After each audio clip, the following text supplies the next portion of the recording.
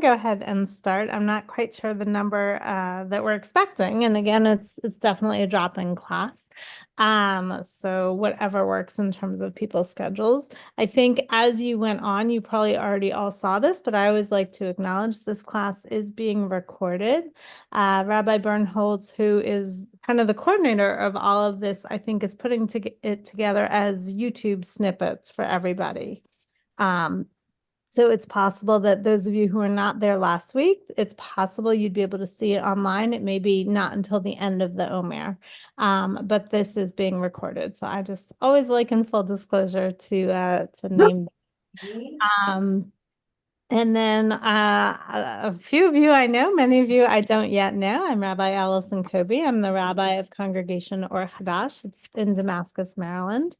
And Damascus is outside of DC. So I'm part of the DC cohort in terms of that. So every week there is a theme. It goes with the Sfirot.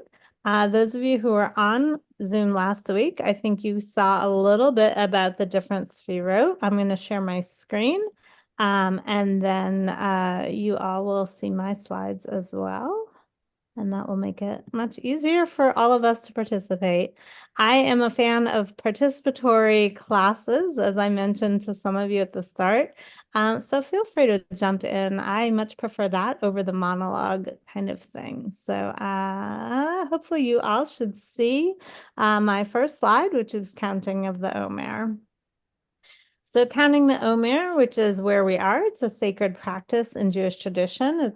The roots are in the Tanakh itself, and we get it from Leviticus, from the day on which you bring the sheaf of elevation offering, the day after the Sabbath. You shall count off 7 weeks. They must be complete. You must count until the day after the 7th week, 50 days. Then you shall bring an offering of new grain to God. And after that, the end of the counting, that's where we get Shavuot.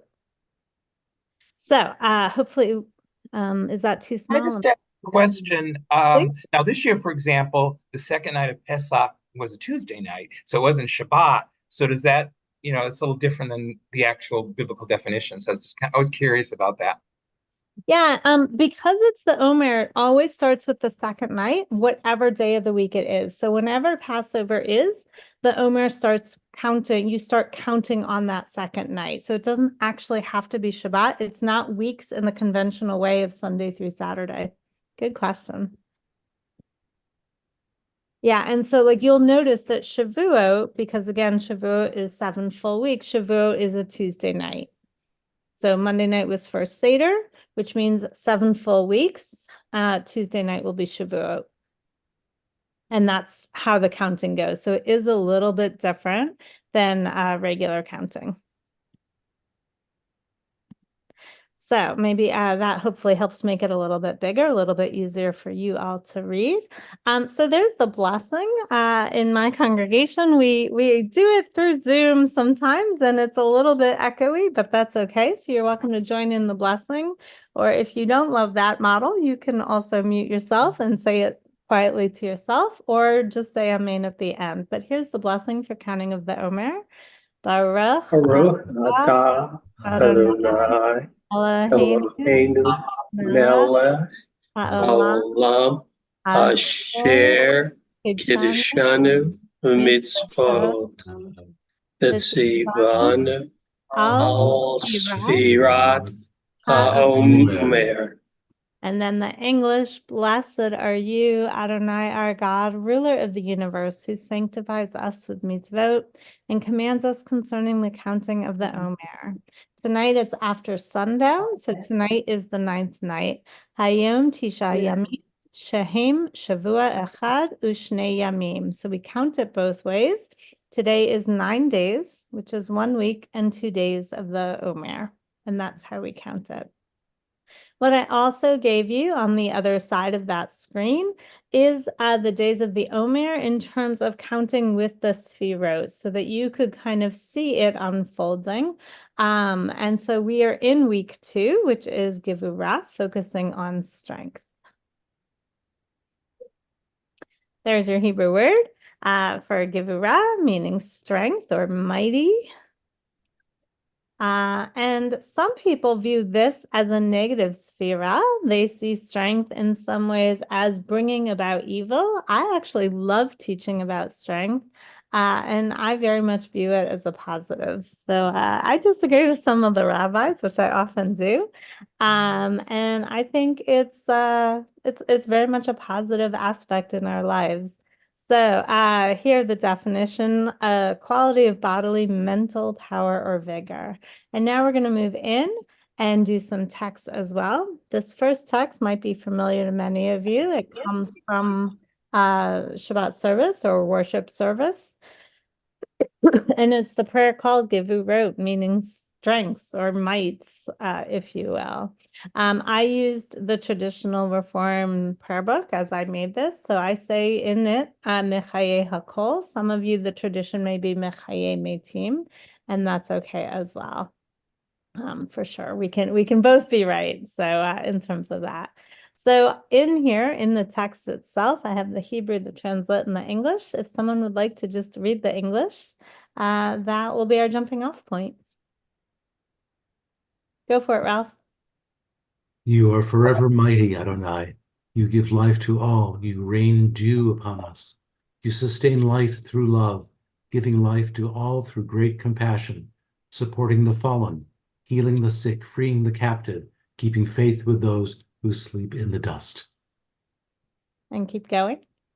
Who is like you, source of mighty acts? Who resembles you, a sovereign who takes and gives life, causing deliverance to spring up and faithfully giving life to all? Blessed are you, Adonai, who gives life to all. All right. So we have right from the very beginning, a couple of times we see that word Gevurah of strengths, of might or mighty acts. And on the one hand, we say, who is like you, God, right? None of us is like you, God. On the other hand, B'Tselem Elohim, we're all in God's image. So actually, we all have that kind of sense of strength and power and might.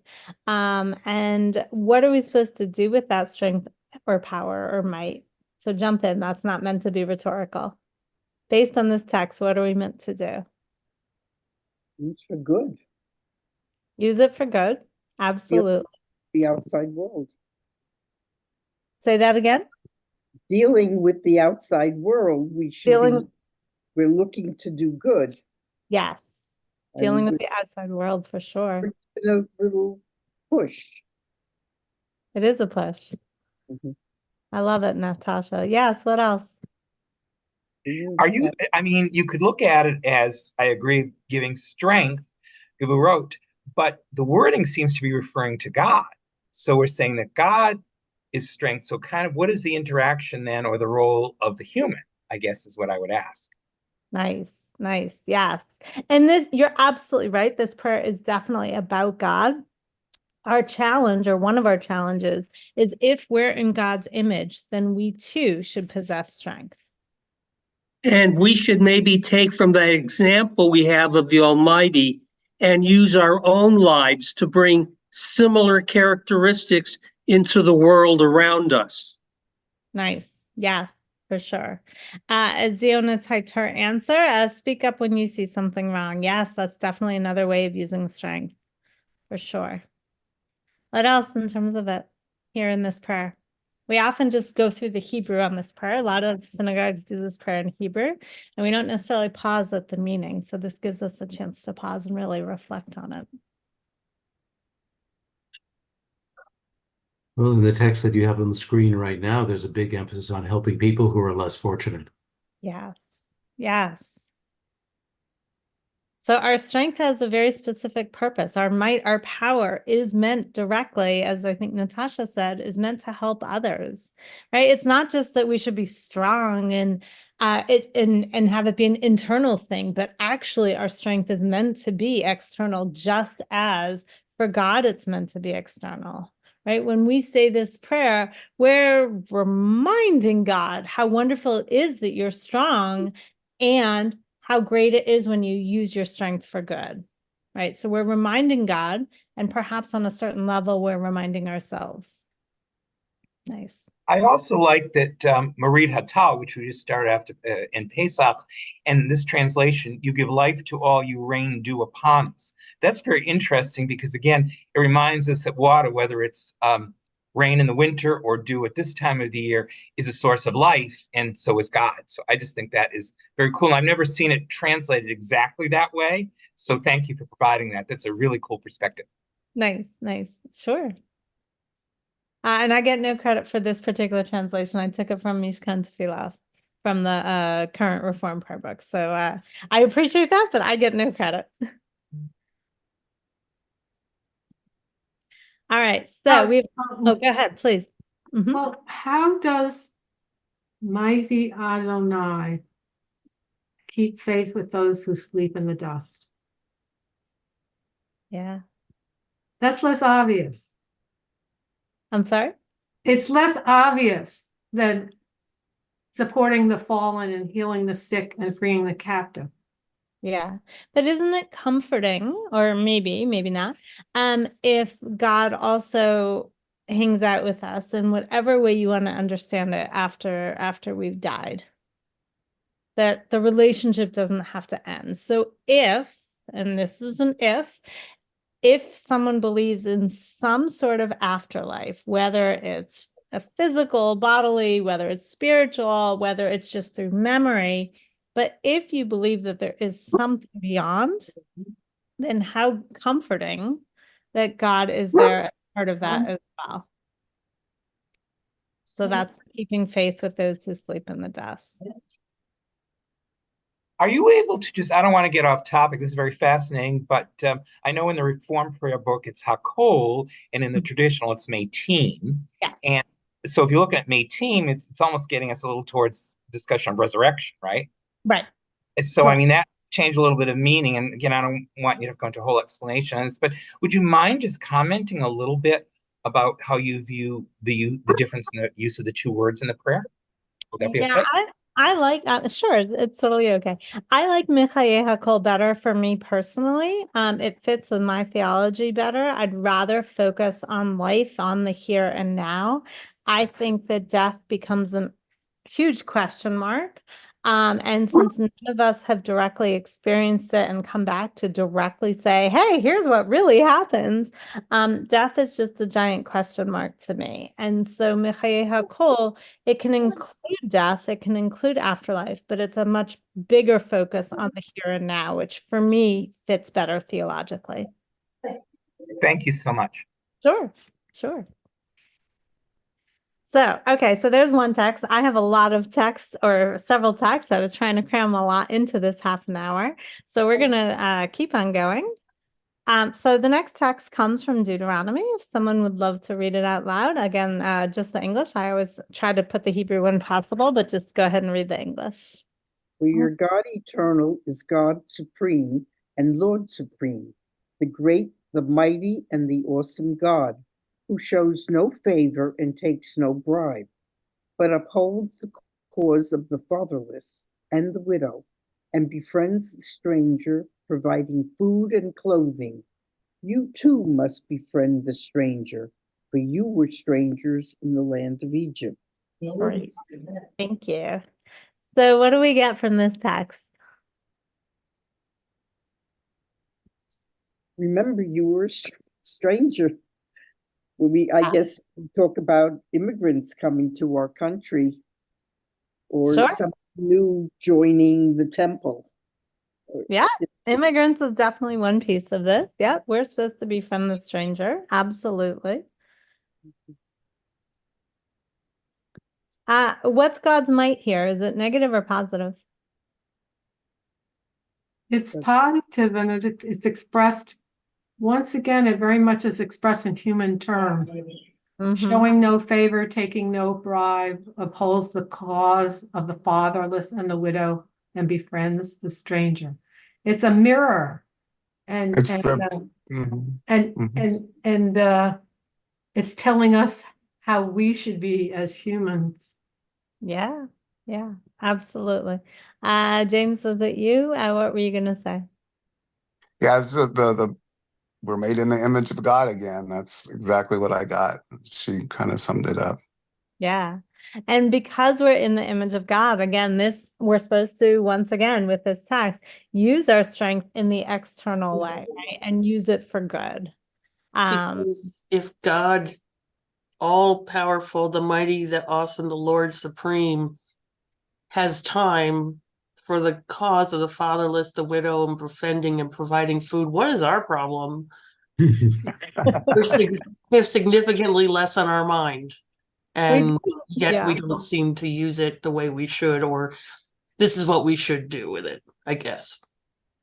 Yeah, and in fairness, it's hard enough being human, so I can't imagine being God. There is plenty on our plates and plenty on our stressors for being humans. So I do want us also to acknowledge our own self-care and our own kindness, even as we're supposed to use our strength to reach others. So a both and for sure. Yeah. Other questions, comments, thoughts on this text? Yeah, I don't want to get into a whole theological discussion, but it really strikes me here that saying that God shows no favor and takes no bribe is a pretty clear example of God being described in terms of humans. We don't normally think of God handling money. So here's how can we imagine God? And we imagine God as being a highly principled human being raised to a much higher power. Yeah, yeah. And maybe in this case, it's not bribes financially. Maybe it's also just even ethical bribes, right? We're not supposed to do things because we hope somebody will be nice to us back, even though that might be implicit.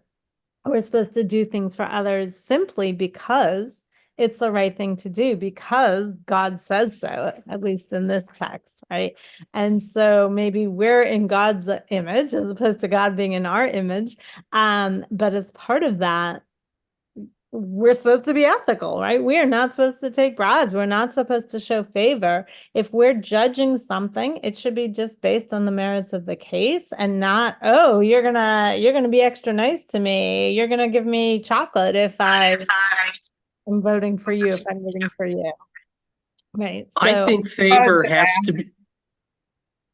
Go ahead, Erwin. I think it was you. I think favor has to be understood in the sense of unjust favor, not because God does show favor to us by having answered our requests, our prayers, when we search for God.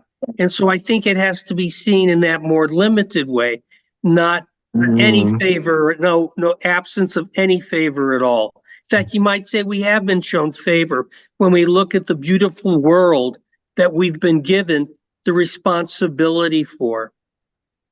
Nice. Nice. I just wanted to mention the use of the adjective awesome, and I know this isn't the only place that God is described as awesome. Would some people interpret that as, I'm in awe of God, like there's an element of fear there, and maybe, some of these things that God is doing, as by example, is, we need to fear God a little bit. I mean, I think sometimes I might be a little bit Christian, but I'm just kind of curious because this is not the only time God is described with the word awesome. And again, it could be a translator's glitch here, but I'm just kind of curious. Nice, Don. And I will say it's not a glitch, at least not on my translation part. I much prefer translating Norah as awe or awesome rather than fear. I think in Hebrew, the word is pretty much it's the same word, Yorah or Norah. So we translate it differently in some ways, depending on our mood of the moment. When we talk about the Yamim Noraim, the 10 days of awe, we usually translate that as the 10 days of awe, that time between Rosh Hashanah and Yom Kippur. We don't usually translate it as 10 days of fear, although you could translate it that way. Awe to me is much more positive, much more optimistic, much more uplifting. And I would rather, again, for my theology, I would rather a God that is positive and uplifting and somebody that I want to draw closer to, rather than if I'm in true fear of God, if anything, I'm going to move away, right? So I hate snakes. If I see a snake, I move away from it. I don't want to be close to that snake because that's a fear of mine. So I'd much rather have a theological relationship where it's awe, because that makes me want to go closer. So I tend to always translate it that way. But fear is a valid translation. But on the flip side, the Haredim define themselves as God-fearing. Yes. Yes. Again, nothing wrong with that. We're both right, right? So this is not one's right, one's wrong. We're both right, whether you translate it as awe or translate it as fear. But I think it does shape your relationship with God, depending which way you translate. Absolutely.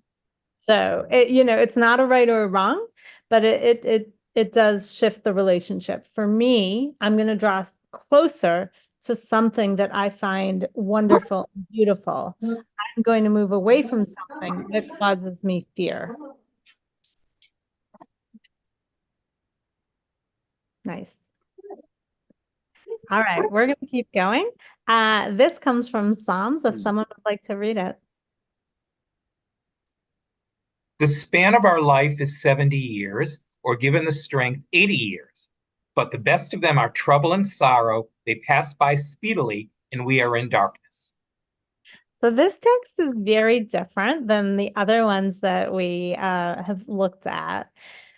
This one, excuse me, this one is sort of acknowledging life's not always so easy, right? It's there's times of trouble, and if we're being honest, even if our lives are great, we've also probably at some point or another had times of difficulty, times of challenge. And this is saying more of an internal strength, right? So we're moving a little bit away from external strength and moving into internal strength here. Other questions, comments on this text? I just want to mention just a personal reference. The reason I wanted to read this and I jumped right in is because this was a favorite psalm of my late uncle's. He died about 20 years ago. And he always told me he looked at this, the strength of it, because once he got to a certain age, he attained 70, which was old back, at that point. And the fact that, God gives you at least till 80, he found that very comforting. I mean, actually, he passed away in his early 80s. This is pretty prophetic, but I hope you don't mind. I just mentioned that so you can kind of look at this on both sides. Wow. I don't mind at all. No, I think that's great. And I'm glad there's a connection for you with this psalm. Nice. Any other comments? All right, we're going to keep on going. But I do want to just call your attention to this shift, right, from the external of strength and into a bit more internal. All right, this comes from Talmud. I always love to sneak in some Talmud into our text as well. If it's a little bit longer, but if someone wants to read, that would be great. No? I'll read it. Rabbi Yohanan said, "The Holy One, blessed be he, rests in his divine presence only upon one who is mighty and wealthy and wise and humble." Ooh. And all these qualities are derived from Moses. He was mighty, as it is written, and he spread the tent over the tabernacle. And the master said, "Moses, our teacher, spread it himself, and it is written, 10 cubits shall be the length of a board, and a cubit and a half the breadth of each board." Moses was tall and strong enough to spread the tent over the boards alone.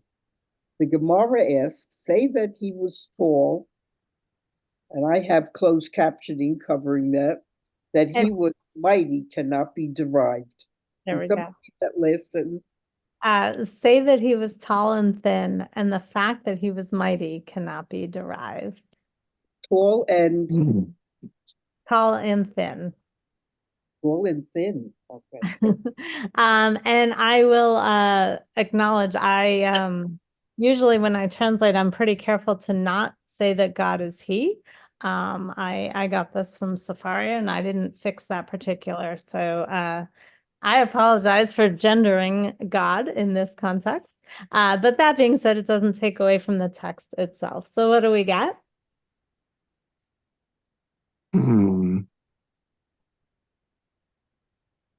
What do we get? Anyone thoughts? Well, the main passage is saying that Moses must have been enormously strong to be able to spread the tent over the tabernacle all by himself. Although at the end, the Gemara says, well, maybe he was really tall and with like long, skinny arms. And so maybe he wasn't that strong. He was just stretched out. Maybe, yeah. I think the Gemara is also trying to support the earlier rabbis, so trying to support Rabbi Yochanan, who said that God's presence only rests upon someone who's mighty. That's part of that. So the later rabbis still have to acknowledge the earlier rabbis. So in this case, Rabbi Yochanan. It's a different image of Moses, right? We think of Moses in so many ways as strong. Moses had to lead the people. He had to deal with all the kvetching and whining and everything that the Israelites did. He also had to, in many ways, work and negotiate with God as well. So Moses, certainly to me, has a tremendous strength, but not necessarily physically. Here, we're seeing an element of that physicality kind of come into play. So it's a little bit of a both and, at least for me, when I think of Moses, I think much more of his internal strength, of how he had to deal with all the people and deal with God and sort of try and keep peace all around him. That takes tremendous strength.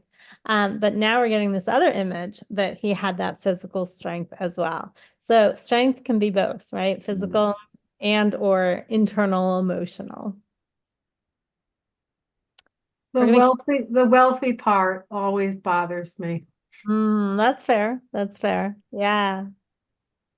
Yeah. And I would say the wealth does not have to be financial. Okay. We can be wealthy when we have good health, right? That can be a sign of wealth.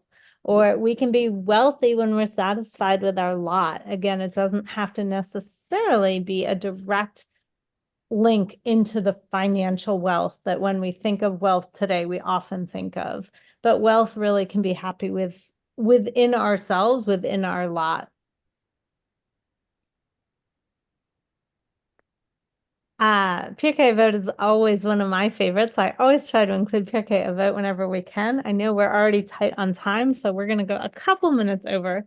But I just want to give you a little bit of Pirkei Avot as well. Pirkei Avot is ethics of the sages. Ben Zoma said, "Who is wise? One who learns from every person, as it is said, from all who taught me have I gained understanding. Who is mighty or who is strong? One who subdues one's evil inclination, as it is said, one that is slow to anger is better than the mighty, and one that rules one's spirit, then that takes a city." And then the Pirkei Avot continues with who is rich and who is happy and all. But for the sake of this part, I want to focus on the who is mighty.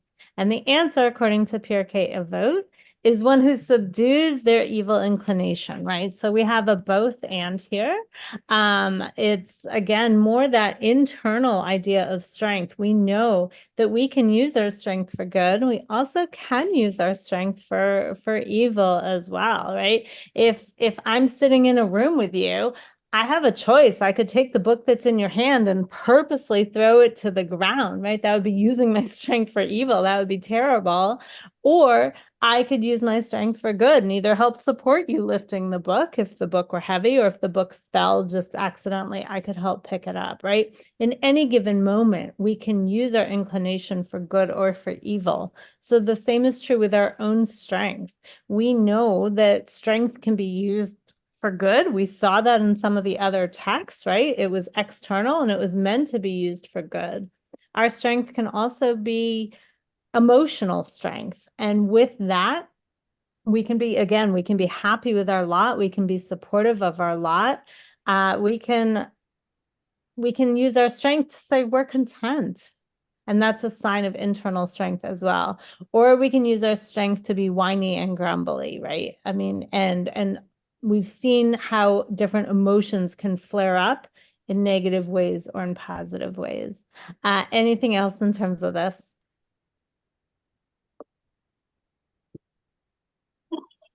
I think it's interesting that the word evil before inclination isn't actually there in the Hebrew. Right. What this suggests is that the inclinations that we have are very often evil ones. One almost doesn't have to say that. Those temptations are always there to be short-tempered, to be spiteful, and so on. Yep. And you're right, the Hebrew there is just inclination, which is neutral, right? In and of itself. It's our yetzer. Our yetzer can be yetzer hatov, our good inclination, or yetzer hara, our evil inclination. And here it's just yetzer, it's neutral.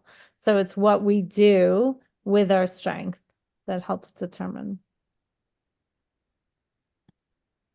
I like Eldon Solovoy's poems a lot. And so he wrote this today.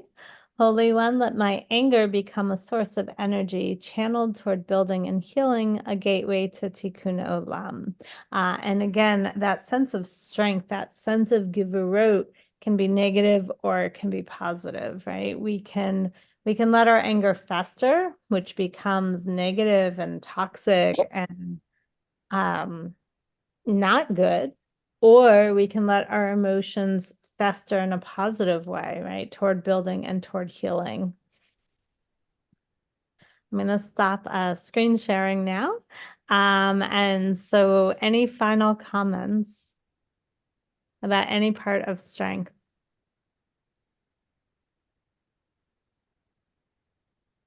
No, I like the reminder that there's many ways to be strong besides purely physical brute force. Yeah, yeah. So, oh, you are so welcome. One thing I'd love to just leave you with, whether if you are sitting right now, you can do this sitting. If you're standing, you can do it standing. I use a lot of yoga and a lot of breath as part of my spiritual practice. And that's another way for us to just hold our own strength. And so I invite you now, whether sitting, if you're sitting, you can just sit like kind of straight in your chair, or if you want to be standing, if you want to stand and do this. But I invite you to just kind of close your eyes and let yourself feel your breath. If that's squirmy for you, you can also turn off your screen. Nobody's looking. But I invite you to just take a few moments and just kind of focus on your breathing and just deep breathing in through the nose and back out. And just take a couple of breaths.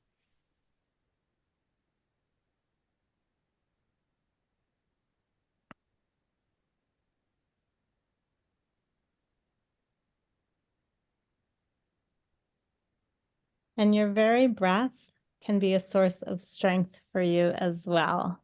So I leave you with that.